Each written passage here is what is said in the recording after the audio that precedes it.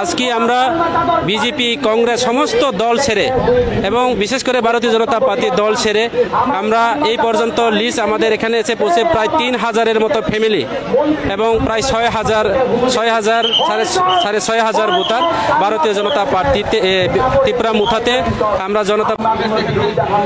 Sir, আপনি তো BJP নেতা, আপনি হঠাৎ বিজেপিতে জয়েন করার কি কারণ হতে পারে? তো আমিও থানচাতে আইছি। থানচা যেহেতু পাহাড়ি বাঙালি বিভিন্ন সম্প্রদায়, আমরা ত্রিপুরা রাজ্যের উন্নয়ন চাই এবং এই থানচাতে আমিও আইছি। আমি দীর্ঘদিন ভারতীয় জনতা পার্টি ছিলাম এবং বিজেপির এডিসির অপোজিশন লিডারের আমি দায়িত্ব ছিলাম।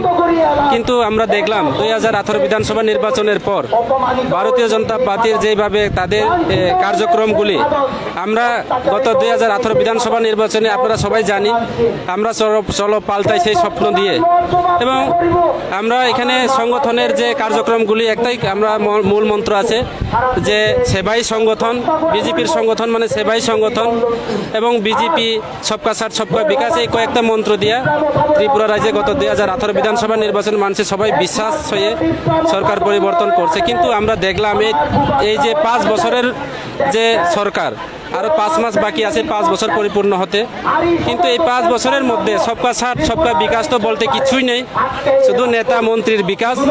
বিশেষ করে আমাদের এই সামনে বিধানসভার কেন্দ্রের এমএলএ শম্ভুলাল চাকমা, উনি চাকমার জন্য বিকাশ করেনি, ত্রিপুরার জন্য বিকাশ করেনি, বাঙালিদের জন্য বিকাশ করেনি। উনি খুদ বিকাশে নিয়োজিত এবং খুদ নিজের সেবায় নিজে নিয়োজিত উনি কাজ করছেন। কাজে আগামী দিনে শম্ভুলাল চাকমা যে আমাদের এই এলাকার বিধায়ককে এই এলাকার মানুষ উৎখাত করতে চায়, সেটা আজকের এই সবার মধ্যে প্রমাণ করে দিয়েছি।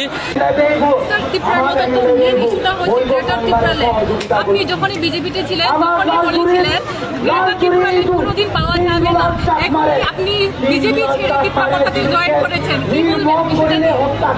না, আমি আগেও বলছে যে আমি ভারতীয় জনতা পার্টির একটা দলে আছে, ওই দলের একজন দায়িত্ব হিসাবে আমি পালন করি। কাজে আমাদের ভারতীয় জনতা পার্টি সংগঠন হয়েছে দল যেটা করবে তাই বলবে। দল আমাকে বলে দিয়েছে যে সাজেশনগুলি আমি দলের শৃঙ্খলা মেনে সেই কথা বলতে হয়, সেই কাজ আমি করেছি।